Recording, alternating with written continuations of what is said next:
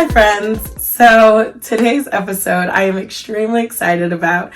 I cannot wait to share with you guys. It is going to be 4 habits that you can implement to practice self-love. And I've thought about this for weeks, and I wanted to really think about what helped me the most. I can tell you guys a lot about just my experiences and kind of like feeling bad for like wanting to have like a steady self-love practice. It feels like selfish, but we're gonna dive into it. I wanted to start with, please, if you don't already, follow me on Instagram at medical_Miche, M-I-C-H-E. And that's obviously to see all the fun things that I post, the fun things that I talk about, things like that. And then if you could like this, share and subscribe to my channel, I would greatly appreciate it. You know, the girl's trying to get, I don't know, somebody to hear what I'm saying. You know, if one person hears it, I'm grateful. Today's episode is about 4 habits that you can implement to strengthen self-love. And I love self-love.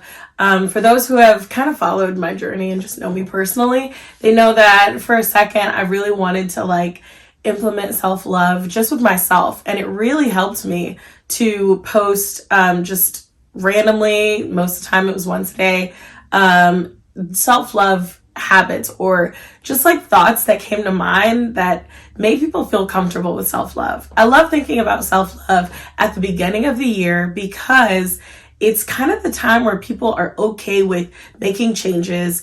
They're ready to see the changes that they weren't able to see the previous year, but also they don't feel bad about taking care of themselves. And that can be kind of hard to really put into practice when life gets in the way. For anybody who has a hard time like balancing multiple things, typically, especially myself, my own needs kind of get thrown to like the back of the line. And that's pretty like bad because I can't take care of others if I don't take care of myself. And that's just being honest. And also you can't love somebody properly if you don't know how to love yourself, and you can't expect someone to love you if you don't know what loving yourself looks like. These are gems. So I want to share with you guys 4, just implementable habits. Is implementable a word? Habits that you can implement. I'm not saying, you know, put all of them to work right away, but you could at least start with like 1, whichever one you're most comfortable with. And sometimes practicing self-love, if you're not used to doing that, will feel weird. It'll feel awkward, might even feel selfish. But part of growing is being uncomfortable. And I love that. So we're going to hop into it. I'm going to look at my notes every now and then because I want to stay on track, and you guys know what it's like when I ramble. Number 1, have a gratitude journal.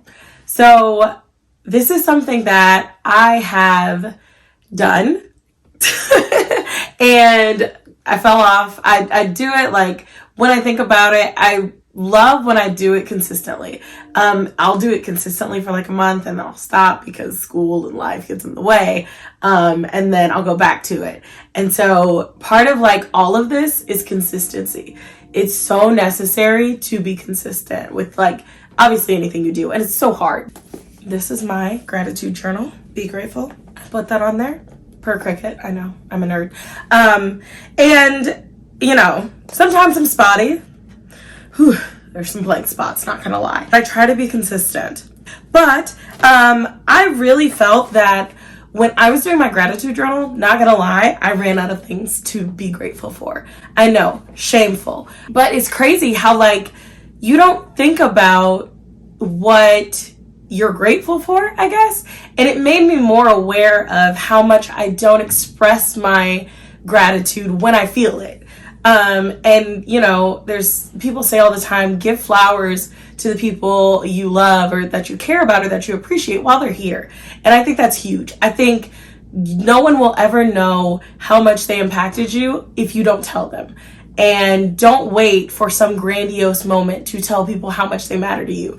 Tell them as soon as you think about it, when you're like, wow, this is incredible. Or just off the top, just one day randomly, you know, I really appreciate this person and I feel like I haven't told them that in a while. Let me do that. Or I don't think I've ever mentioned to them how much I appreciate them. And you can never overexpress that to the right person. Caveat, sometimes you can get out of hand, but I don't think that's a problem many people have, being too appreciated. But yes, so gratitude journal is a great way to encourage self-love because you also feel a sense of motivation when you do it. So what I would do is every day I would write down 3 things I was grateful for. I'm actually like looking at my gratitude journal right now just to like jog what was going on. Sorry. So, and each time I would kind of give like a blurb, like just how grateful I am of that. And I mean, just random things that I see in here, health, right? Like huge. If the pandemic didn't make you grateful for health, having support in my life, just support, not even like specific people, but I have a very supportive group of friends, family, and I'm very grateful for that. So just things like that. I mean, I can go on and on, but yeah, so it gives me a sense of motivation. It basically allows me to have a sense of this is my purpose and this is who I do it for. This is why I do it. And this is what continues me doing it. This is what makes me feel like I have a reason. And so I can get all mushy, but basically it's like an awesome way and it's really cheap. It's affordable. You know, all you need is a piece of paper and a pen.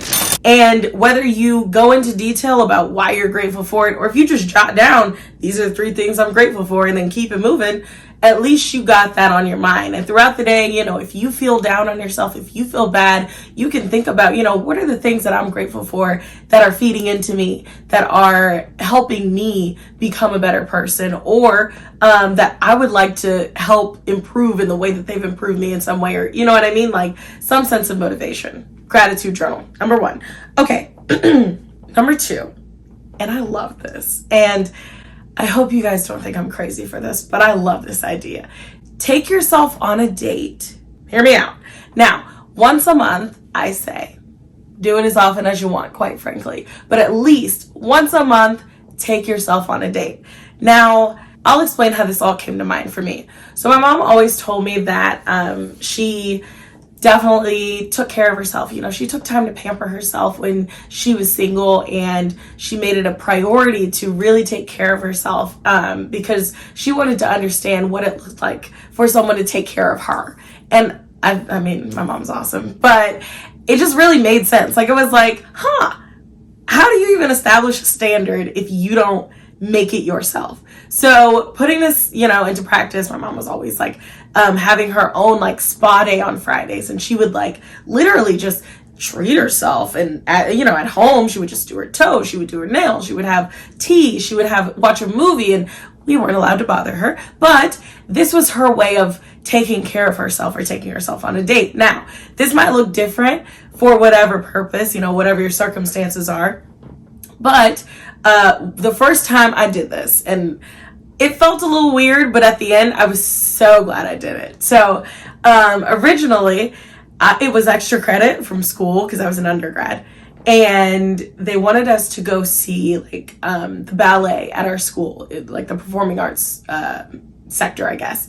And so they were like, you know, it's extra credit if you go. I think the tickets were like cheaper for students. So I get my ticket and I'm like, great, gonna go to a ballet. But then I thought, like, let's make an experience of this. Like, I've never been to a ballet, and I danced for a year as a child. Take that back.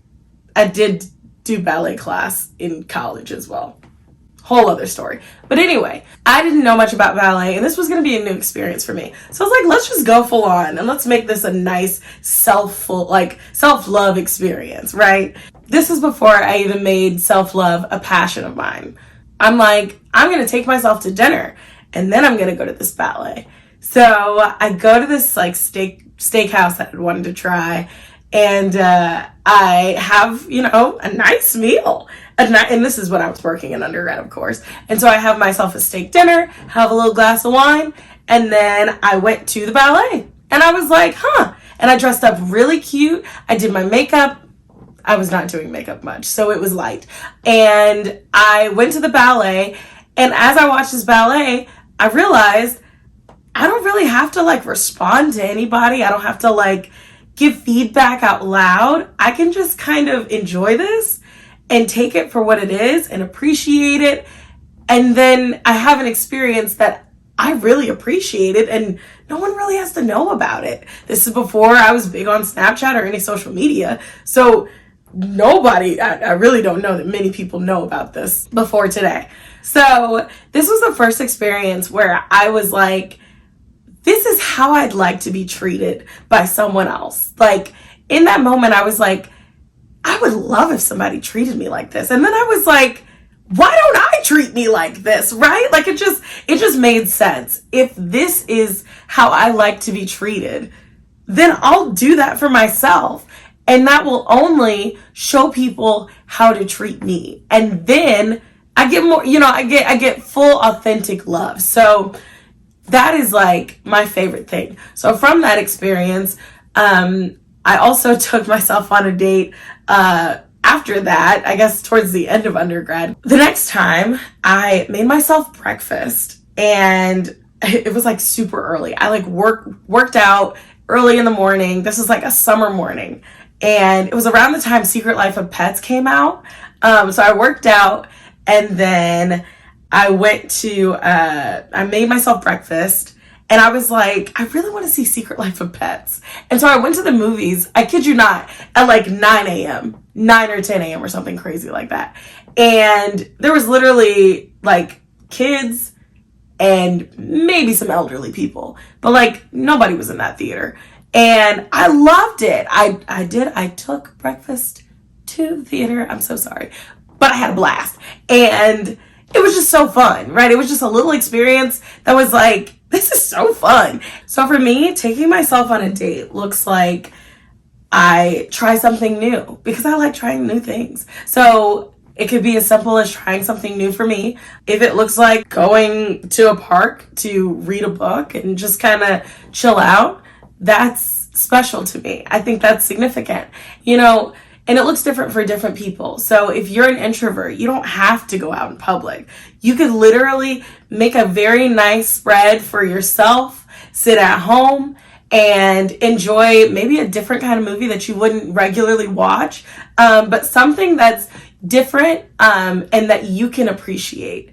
And that's huge. You could even go to a museum by yourself. When I was interviewing for medical school, I know when I went to Atlanta, I made time to go to, they have a astronomy museum, and it has an observatory on the roof. It's beautiful. And I went, and it was just a fun experience. It was really cool.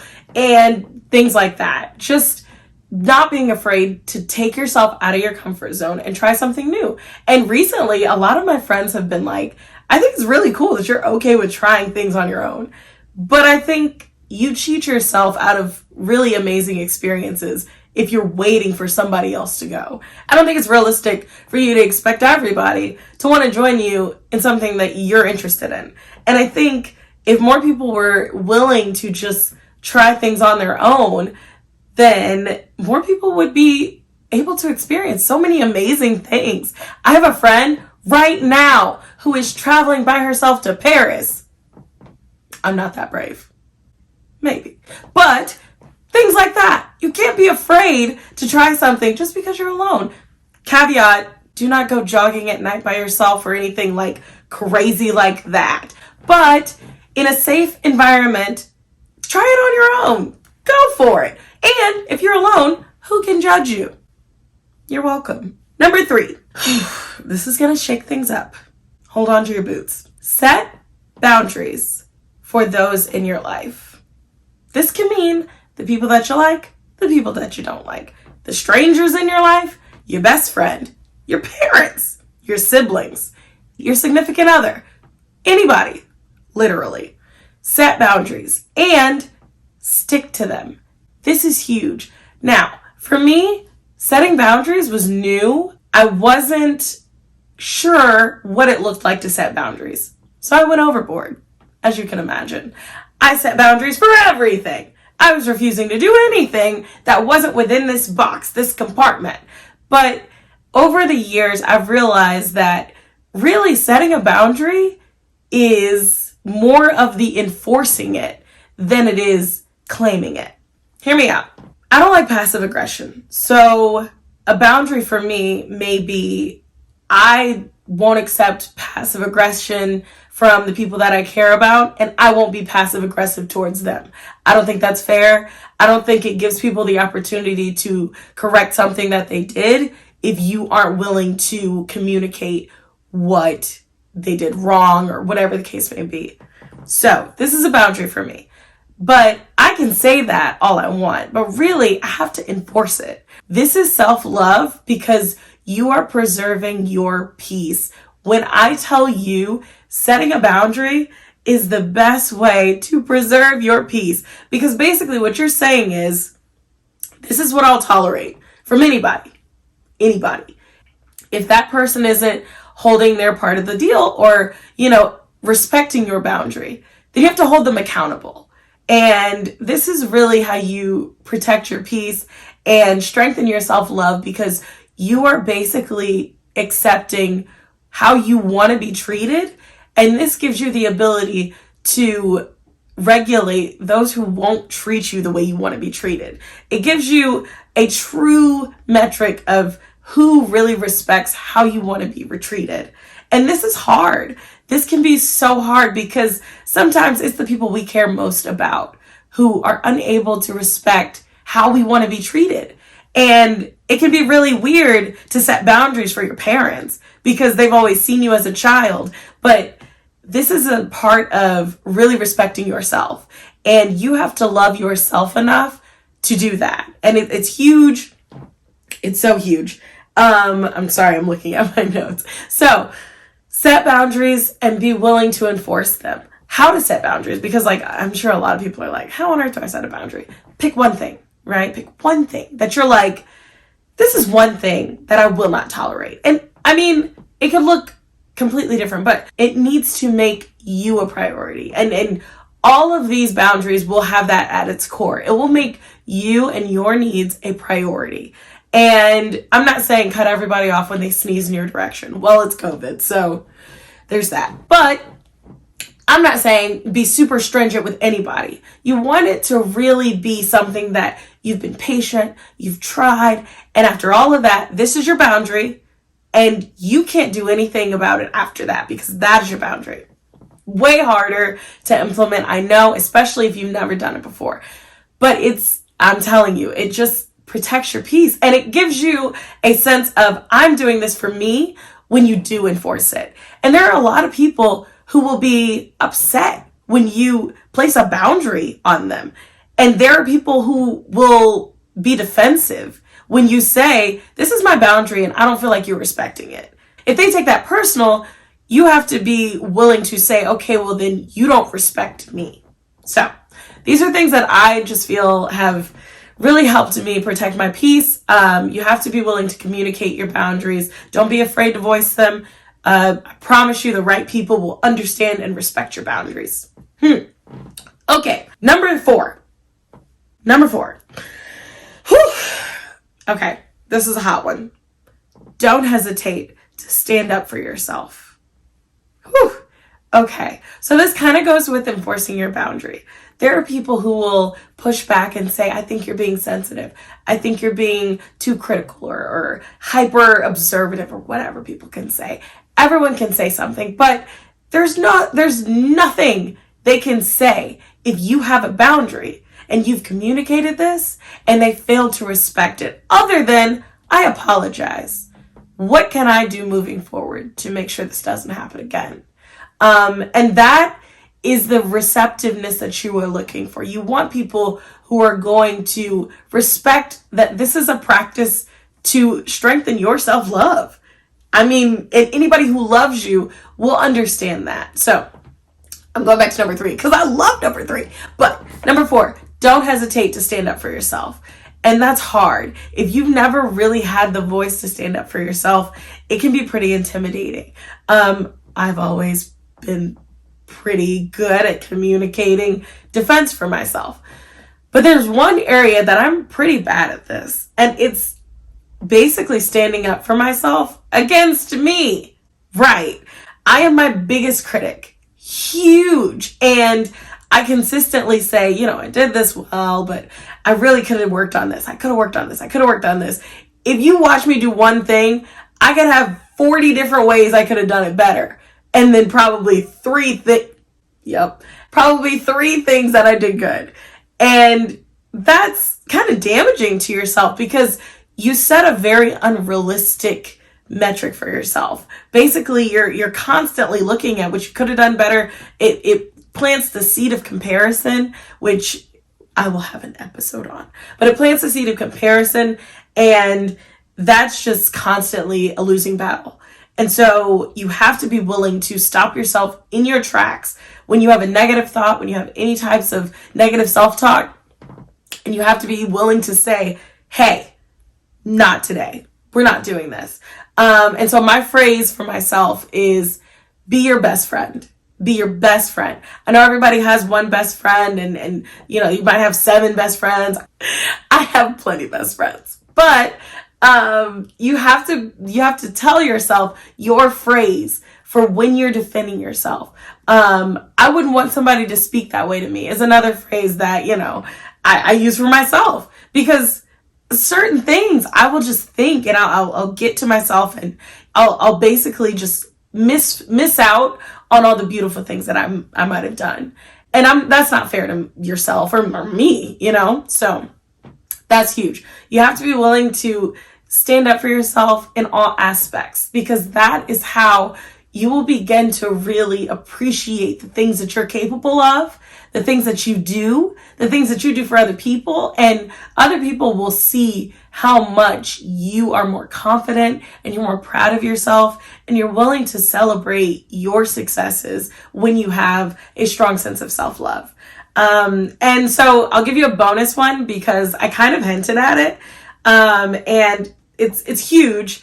And it's definitely one of the things that I feel like I didn't really think about until my post-bac program. This is practicing positive self-talk. So this is the bonus. Practicing positive self-talk. Huge. So if you follow me on social media, which should, at Medical Mache. You like I did that? Yeah, you do. All right.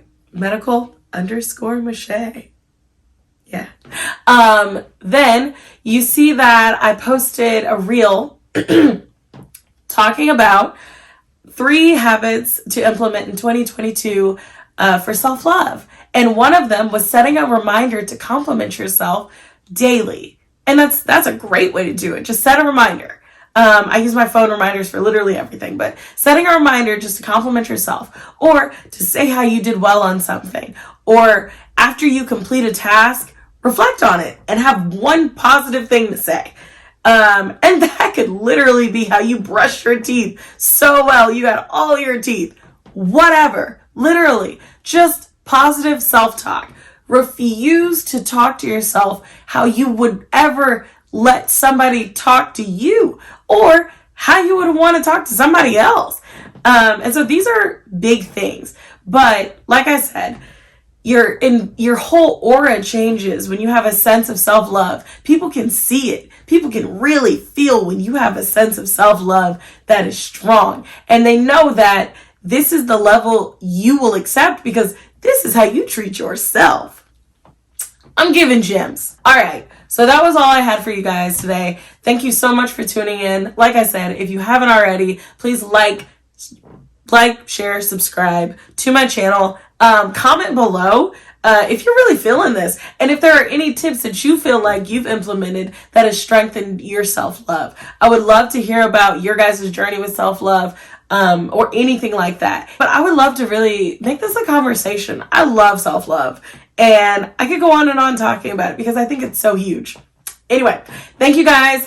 You're the best. And 2022, it's a new year. You're going to do amazing things. And it starts with improving yourself in amazing ways. I love that. All right,